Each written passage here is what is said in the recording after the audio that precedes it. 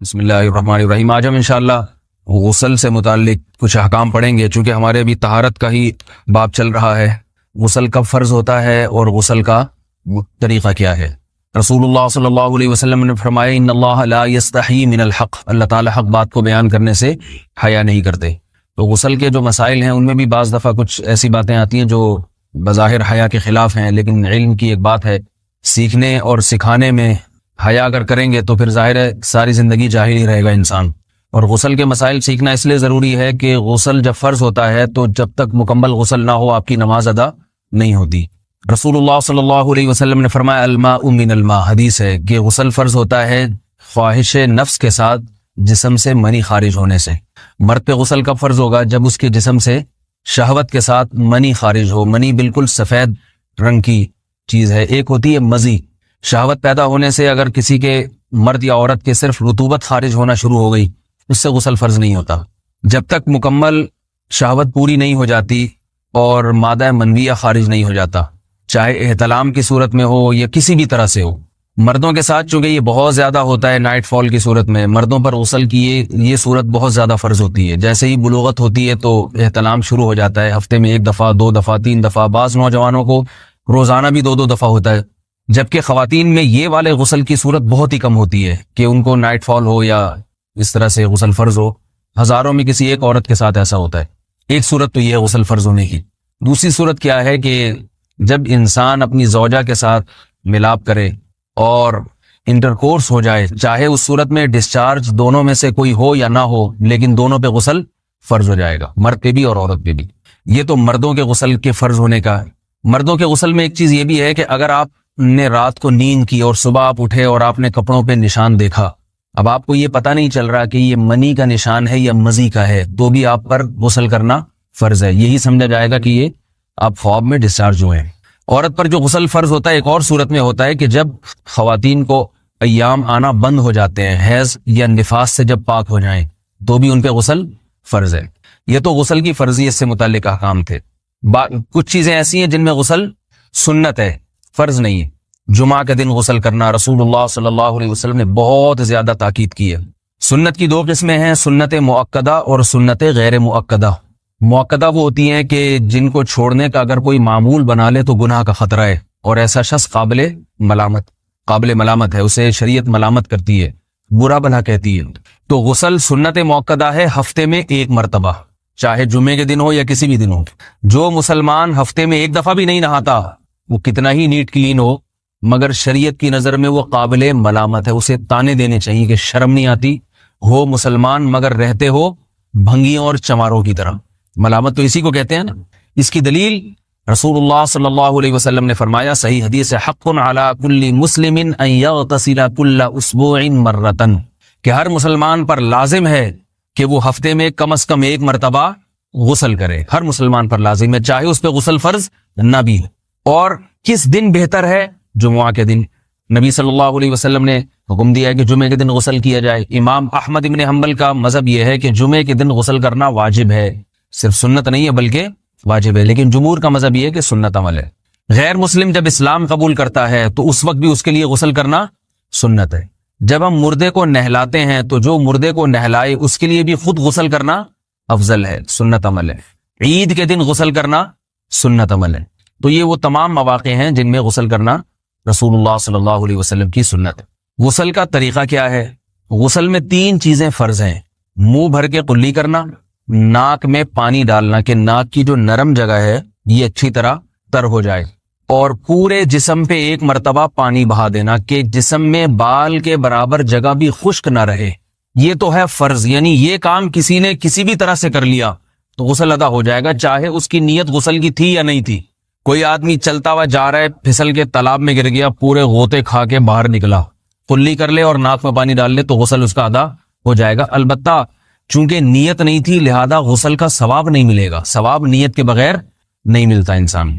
دلائل اس کے الگ موضوع ہے کہ اس کی دلیل کیا ہے کہ بغیر نیت کے بھی غسل ہو جاتا ہے، لیکن میں نے بتایا دلائل کا سیشن نہیں ہے، اس میں پھر بات لمبی ہو جائے گی۔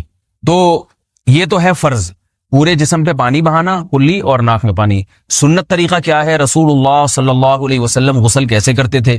سنت طریقہ جس پہ جو اختیار کرنا چاہیے، وہ طریقہ یہ ہے کہ جب آپ غسل کے لیے بیٹھیں تو سب سے پہلے وہ جگہ دھوئیں جہاں نجاست اور ناپاکی لگی ہوئی ہے.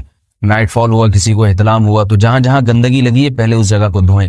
استنجا کریں, شرمگاہ کو دھوئیں اچھی طرح. سمجھ رہے ہیں بات کو؟ اس کے بعد ہاتھ دھوئیں اور مکمل وضو کریں جیسے ہم عام حالات میں وضو کرتے ہیں. مکمل وضو کرنے کے بعد دائیں کندھے پہ پانی ڈالا, لیفٹ سائڈ پہ پانی ڈالا. پہلے زمانے میں تو چلو سے غسل ہوتا تھا, ہاتھ دھو لیے تو اب چلو سے پانی لے کے یہاں ڈالا جا رہا ہے, چلو سے پانی لے کے یہاں ڈالا جا رہا ہے, پورے جسم پہ ملا جا رہا ہے, اور چلو سے پانی لے کے 3 دفعہ سر پہ ڈالا جا رہا ہے. تو آج کل چلو الو تو ہے نہیں, شاور کے نیچے جا کے کھڑے ہو جاتے ہیں. تو اس میں یہ کہ شاور کھولے اس میں کھڑے ہو جائیں, سارے چلو اس میں خود بخود ہی ہو جائیں گے, پورے جسم پہ پانی بہہ جائے گا. نبی صلی اللہ علیہ وسلم کے دور میں یہ جدید چیزیں نہیں تھیں, شیمپو اور صابن. تو آپ صلی اللہ علیہ وسلم بیری کے پتوں سے غسل کی ترغیب دیا کرتے تھے. بیری کے پتوں کو اگر پانی میں پکایا جائے تو پانی میں میل کچیل صاف کرنے کی صلاحیت بہت بڑھ جاتی ہے. ہمارے زمانے میں اس تکلف کی ضرورت نہیں ہے, صابن ملتے ہیں اس سے نہایا کریں. بہرحال کہنے کا مقصد یہ آپ لوگوں سے, تو یہ سنت طریقے سے غسل ہو جائے گا آپ کا. سمجھ رہے ہیں بات کو؟ سب سے پہلے استنجا کیا, اس کے بعد وضو کر لیا, اس کے بعد غسل کر لیا.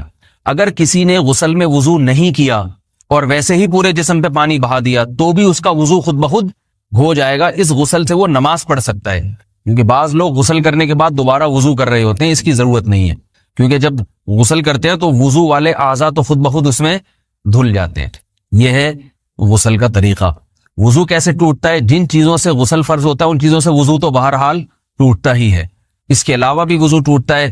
اس سے پچھلے لیکچر میں نے کچھ تفصیل بتائی تھی کہ نجاست جسم سے کہیں سے بھی خارج ہو جائے یا نجاست نکل کے بہہ پڑے.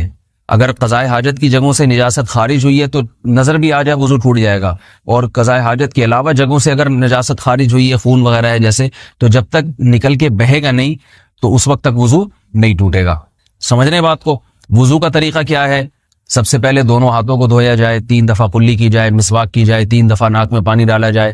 پھر پورے چہرے کو, پیشانی یہ جو ہے جہاں سے پیشانی ہماری شروع ہو رہی ہے اور تھوڑی کے نیچے تھوڑی جہاں ختم ہو رہی ہے, اور ایک کان کی لو سے دوسرے کان کی لو تک 4 اعضاء ہیں وضو میں دھونا فرض ہیں. 1 چہرہ, نمبر 2 بازو, نمبر 3 سر کا مسا, چوتھا ہی سر, اور نمبر 4 پاؤں کو دھونا. اس کی دلیل قرآن مجید کی مشہور آیت ہے فَاغْسِلُوا وُجُوهَكُمْ وَأَيْدِيَكُمْ إِلَى الْمَرَافِقِ.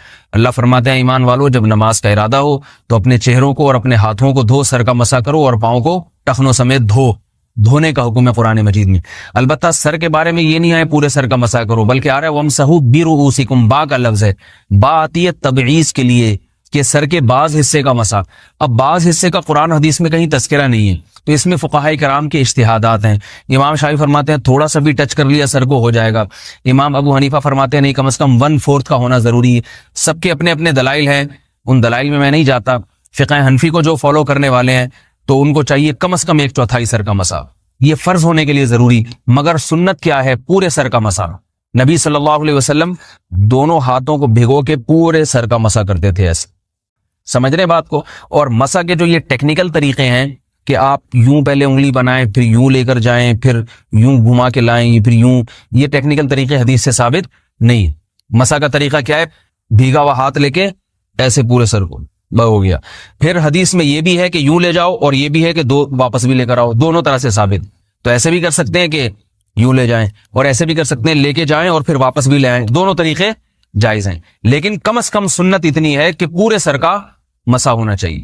بعض لوگوں کو شو مارنے کا شوق ہوتا ہے, اگر وہ واپس لائیں تو بال ان کے خراب ہو جاتے ہیں, کہتے ہیں یار یہ پھر مسئلہ خراب ہو جائے گا. تو پھر ایسے لوگ صرف یوں ہی لے جائیں کافی ہے.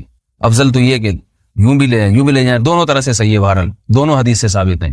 سمجھ رہے ہیں بات کو؟ اور یہاں ایک اہم مسئلہ بتا دوں, قرآن مجید نے پاؤں کو دھونے کا حکم دیا ہے, پاؤں پہ مسا کرنے کا حکم نہیں دیا. اور حدیث میں خفین پر مسا کرنے کا حکم ہے. تو قرآن اور حدیث کو فقہا نے جمع کیا ہے. لہذا وہ موزے جن میں آسانی سے پاؤں دھوئے جا سکتے ہیں ان میں چاروں ائمہ کے نزدیک پاؤں پہ مسا کرنا جائز نہیں. سعودی عرب میں جو بعض سلفی حضرات اور یہاں ہمارے ہاں بھی اہل حدیث حضرات نے عام موزوں پر بھی جو مسا کی ایک روایت ڈال دی ہے, اسلاف میں, تابعین, تبع تابعین میں اور چاروں ائمہ کے مذاہب میں اس کا ثبوت نہیں ملتا. اگر اسلاف میں کوئی قائل بھی ہے تو ایک شاذ قول, اکا دکا قول ملتا ہے, ورنہ یہ ائمہ اربعہ کے مذہب کے خلاف ہے. اور جو احادیث جو نقل ہوتی ہیں صحیح سند کے ساتھ ان کے بھی خلاف اور قرآن کی آیت کے بھی خلاف ہے.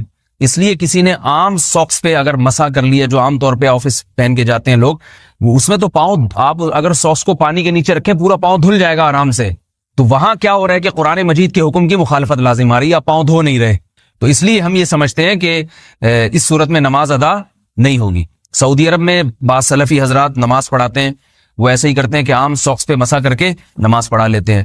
تو فتویٰ اسی پر ہے کہ ان کی اگر کسی کو یقین ہے کہ اس نے عام ساکس پہ مسا کر کے نماز پڑھائی ہے تو اس کے پیچھے نماز ادا نہیں ہوگی، کیونکہ قرآن کے مطابق اس کا وضو ہوا ہی نہیں ہے. صدیوں تک کوئی بھی اس قول کا قائل نہیں رہا ہے کہ عام ساکس پہ بھی مسا ہو جاتا ہے. یہ ابن تیمیہ رحمہ اللہ تعالیٰ 7ویں صدی میں اس کے قائل تھے، اور تابعین میں اکا دکا قول ملتے ہیں اس کے، لیکن شاذ قول ہیں، مرجوح قول ہیں جن پر امت نے فتویٰ نہیں دیا. اور اب سعودی عرب میں بعض سلفی حضرات اس کے قائل ہیں. ہمارے ہاں اہل حدیث حضرات بھی چونکہ اکثر سعودی عرب کے سلفی حضرات ہی کو فالو کرتے ہیں، تو انہوں نے بھی وہیں سے یہ فتویٰ لیا ہے. لیکن ائمہ اربعہ کے مذہب میں اور دلائل کے لحاظ سے دیکھا جائے تو یہ مذہب کمزور ہے. قرآن نے پاؤں کو دھونے کا حکم دیا، آپ دھوئیں گے پاؤں جب تک دھونا ممکن ہے. چمڑے کے موزے ہیں ان کو دھونا ممکن نہیں ہے اتارے بغیر، لہذا ان موزوں کے اوپر مسا ہو جائے گا. تو اس سے قرآن پر بھی عمل ہو جائے گا اور حدیث پر بھی عمل ہو جائے گا. اس لیے ائمہ اربعہ نے جو قرآن و حدیث کو سمجھ کے جو فیصلہ کیا ہے اس پہ چلنا ہمارے لیے زیادہ مفید ہے بنسبت آج کل کے جو علماء ہیں ان کی اپنی ذاتی آراء پر. اس لیے یہ بھی ایک وضو سے متعلق اہم مسئلہ تھا. سمجھ رہے ہیں؟ باقی تو ماشاءاللہ وضو کرنا سب کو آتا ہی ہے. اور وضو کے بعد دعا کیا ہے؟ کلمہ شہادت، اشہد ان لا الہ الا اللہ وحدہ لا شریک لہ اشہد ان محمدا عبدہ ورسولہ اللہم اجعلنی من التوابین واجعلنی من المتطہرین. اے اللہ تو مجھے بار بار توبہ کرنے والوں میں شامل کر دے اور بار بار پاکیزہ رہنے والوں میں شامل کر دے. توبہ اس لیے کہ میں نے ظاہری طہارت تو حاصل کر لی، مجھے روحانی طہارت بھی عطا کر دے. اگر میں نے گناہ کی ہوں تو مجھے ان سے بھی توبہ کی توفیق عطا فرما لے، تاکہ اس لحاظ سے بھی میرا وضو ہو جائے، اس لحاظ سے بھی میں پاک ہو جاؤں. سبحانک اللہم و بحمدک، نشہد ان لا الہ الا انت، نستغفرک و نتوب الیک.